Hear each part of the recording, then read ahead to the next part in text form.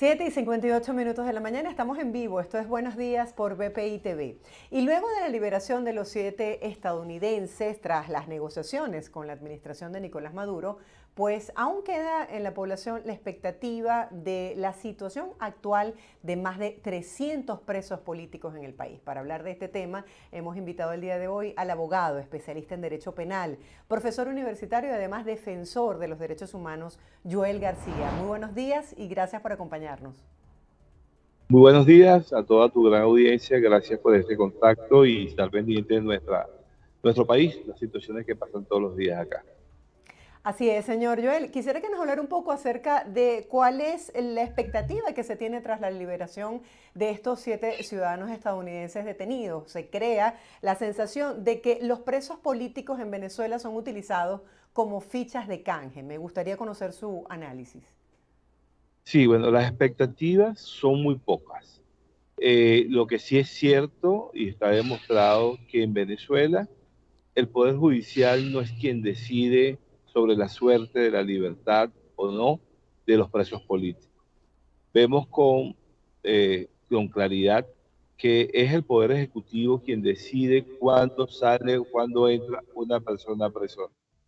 Vemos cómo estos ciudadanos estadounidenses que estaban prácticamente secuestrados en Venezuela, porque sabemos que son totalmente inocentes de los cargos que se le imputa, y no lo digo porque repito lo que dicen otros, sino que conozco varias de estas causas y además a los abogados que los representaban o que los representan, y estas personas fueron canjeadas por 2 ciudadanos venezolanos que se encontraban condenados en los Estados Unidos. Pero lo que sí es importante revisar y que afirma lo que le estoy diciendo de que el Poder Ejecutivo está por encima del Poder Judicial, es que los ciudadanos venezolanos que estaban presos en Estados Unidos fueron liberados bajo la modalidad de un indulto presidencial. El indulto presidencial es una atribución que tiene un presidente de la República exclusiva y excluyente, es de él, pero sin embargo en Venezuela no sucedió así. En Venezuela fue el mismo Ministerio Público que solicitó la excarcelación de estas personas, y en el caso de los presos, por el caso de Citgo, PDVSA, Venezuela, ellos ya estaban condenados. Entonces, mal podría un fiscal pedir la liberación de estas personas, y en el caso del estadounidense Matthews, él estaba procesado con otras 8 personas más. ¿Y cómo quedan esas otras 8 personas? Van a ser liberados. ¿Cómo queda el derecho de igualdad? ¿Es que acaso no hay un efecto extensivo para ellos? Entonces, la expectativa que tenemos es muy poca. Sabemos que aquí en Venezuela a los presos políticos lo utilizan cuando ellos desean lograr algo, y esperemos, pues, ojalá que pudieran liberar a tantas personas presas que están en este momento en las mazmorras de los centros de inteligencia nacional. Señor Joel, ¿por qué cree que en el caso, este caso tan sonado del llamado espía gringo, por decirlo de alguna manera, entre comillas, solamente fue liberado esta sola persona? ¿Y qué pasa con el resto? Sí, bueno, entiendo que lo liberan porque forma parte de la negociación que Estados Unidos hizo con Venezuela. Estados Unidos siempre ha luchado, ha tratado de mantener a salvo a sus ciudadanos, y desde hace rato, cuando prohíben incluso viajar a Venezuela, ellos lo están haciendo, y sabemos que siempre los Estados Unidos han estado pendientes de sus nacionales que estaban presos en Venezuela, y por eso es que forma parte de esta negociación.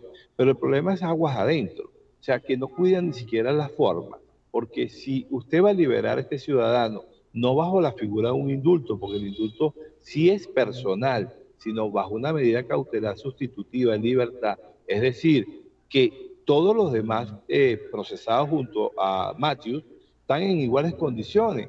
Algunos tienen menos delitos que él, entonces por efecto excesivo, los demás, los otros 8 personas que están detenidas por este caso, deberían ser liberadas, y por lo menos dan la apariencia de que es una medida que se toma en virtud de que esta persona pudiera ser juzgada en libertad, tal y cual lo establece la Constitución, pero ni siquiera la forma la cuida.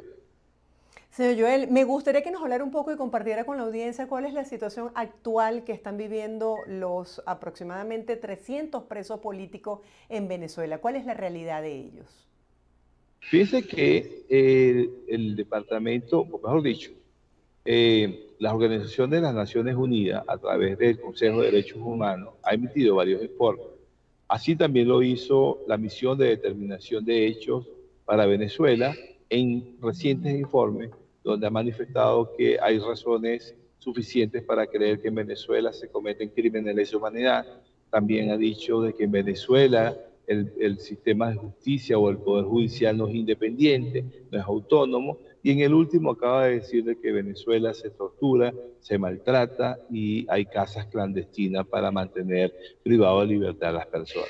A pesar de ello, en Venezuela, en el pasado mes de septiembre, octubre y diciembre, se hicieron unas reformas a unas leyes, se cambiaron unos nombres, se eliminó la FAES, de las Fuerzas Armadas, esas especiales de la Policía Nacional Bolivariana, pero todos esos cambios son una puesta en escena, son cambios cosméticos, porque en el fondo no ha cambiado absolutamente nada. Los presos políticos se siguen manteniendo en iguales o peores condiciones que antes.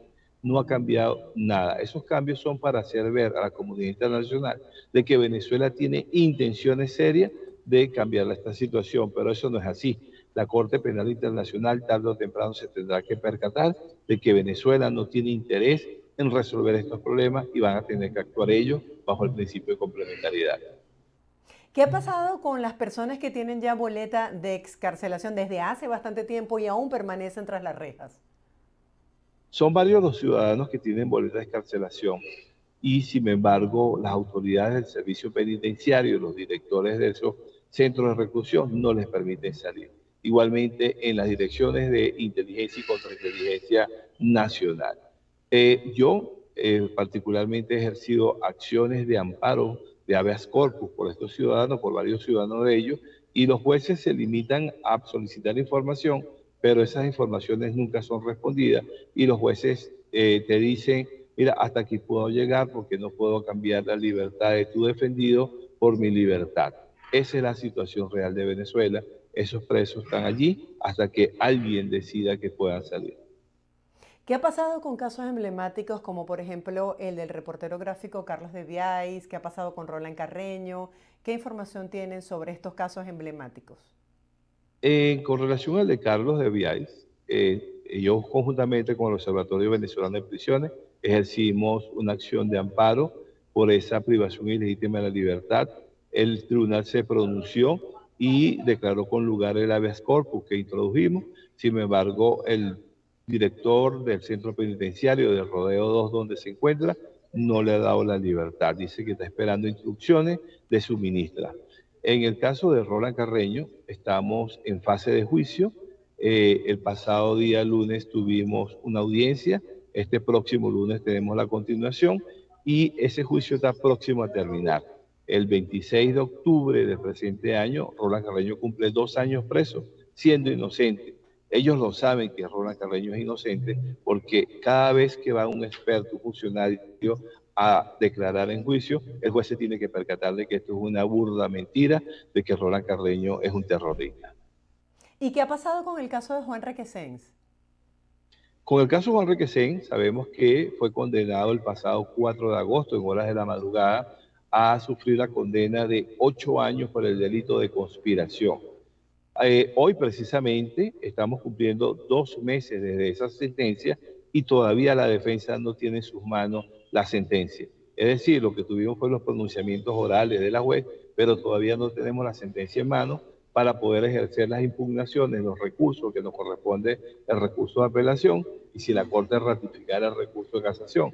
Pero todavía ninguna de las defensas tiene la sentencia en sus manos. Es decir, las razones de hecho y de derecho por las cuales la juez lo condenó, las desconocemos todavía. ¿Por qué no hemos visto a Juan Requesens activo a través de sus redes sociales? ¿Está afectado? ¿Tiene algún tipo de restricciones? Él tiene todas esas restricciones, él no puede comunicarse ni hablar de su caso, además de que tiene funcionarios del Servicio Bolivariano de Inteligencia Nacional las 24 horas con él y un GPS colocado en uno de sus tobillos para monitorearle todo el movimiento que hace durante el día, las 24 horas, los 365 días del año. Señor Joel, para los familiares y los abogados, ¿cómo pueden saber en qué condiciones están las personas que representan sus seres queridos una vez que están tras las rejas? ¿De qué manera ustedes pueden evidenciar si son víctimas de torturas, de abusos? ¿En qué condición se encuentran ellos?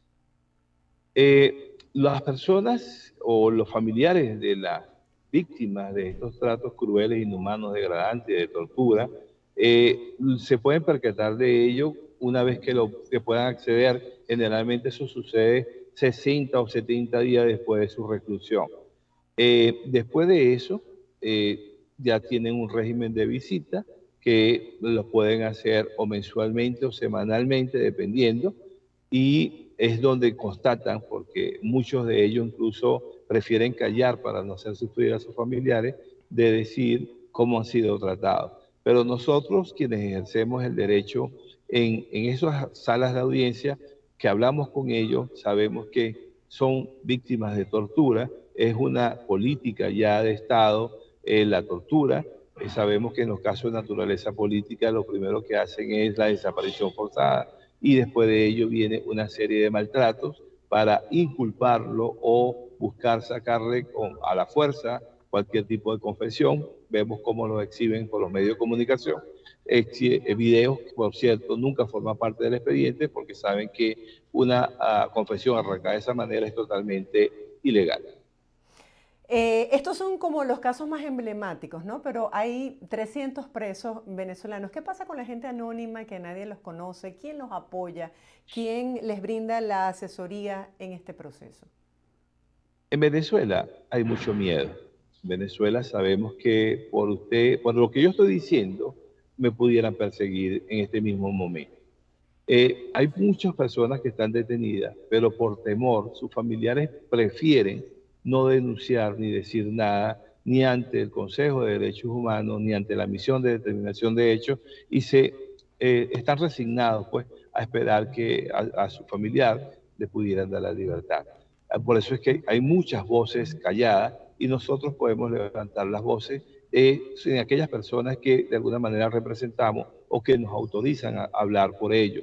Pero no todo el mundo en Venezuela tiene la libertad de decirlo por el temor, y sabemos las consecuencias que corren cuando nosotros nos expresamos, lo que hablamos y que denunciamos la tortura y los tratos crueles. ¿Qué significa ejercer su profesión en Venezuela? ¿Qué tan difícil es acceder a los expedientes y tener este contacto, estas visitas con las personas que ustedes representan? Ejercer el derecho en Venezuela, y más en los casos estos de connotación política, es bastante difícil, porque no le asiste a usted la razón. Por el juez lo sabe, que usted tiene la razón, pero son instrucciones de tipo político que se giran allí, es bastante cuesta arriba. Sin embargo, esta pregunta es recurrente, a decir, ¿qué sentido tiene defender a una persona que está bajo esa situación? Bueno, el sentido es que hay que defenderle sus derechos, y cuando se le viola un derecho a un ciudadano, alguien se lo viola. Y ese alguien tiene que soportar su argumentación o su motivación colocando su firma allí. Porque esta violación a los derechos humanos no es de parte de los funcionarios policiales. Esto va acompañado de fiscales y jueces. Porque sin la anuencia de ellos dos, sin la complicidad necesaria de jueces y fiscales, no fuera posible. El Tribunal Supremo de Justicia, de haber actuado como le corresponde actuar, en Venezuela no pasarán tantas cosas. Si la Defensoría del Pueblo actuara, Gracias, obviamente estas estábamos conversando medidas. con... Sí, señor Joel, muchas gracias por acompañarnos, por presentarnos la situación actual de lo que están viviendo los presos políticos en Venezuela. Retomamos el contacto con usted para que nos hable acerca de lo que están viviendo los presos, los familiares y en su caso, que defiende los derechos humanos de los ciudadanos. ¿No se siente frustrado en Venezuela al ejercer esta profesión tan difícil? En lo personal no me siento frustrado porque incluso la enseño en las universidades. Y en las universidades yo le enseño el deber ser. Y la idea es que yo sé que Venezuela no va a durar toda la vida en esta situación. Hay que formar buenos profesionales y quitar a estos malos profesionales. Entonces hay que insistir. Jamás y nunca podemos resignarnos. Tenemos que seguir con la esperanza, y sabemos que la Corte Penal Internacional es la luz al final del túnel. Gracias por este mensaje final. Feliz día. Será hasta un próximo encuentro. Hasta luego. Gracias. Estamos conversando el día de hoy con Joel García. Él es abogado, especialista en Derecho Penal y además profesor universitario y defensor de los derechos humanos en Venezuela. Muy honrada de poder contar con esta entrevista. Estamos muy atentos a lo que será la llegada del secretario de Estado estadounidense, Anthony Blinken, a su visita por Chile. Ya llegó. Más adelante, pues, les tendremos imágenes de este encuentro con el presidente Gabriel Boric. Hacemos una breve pausa. Ustedes no se aparten, tenemos mucho más. Esto es Buenos Días por BPI TV.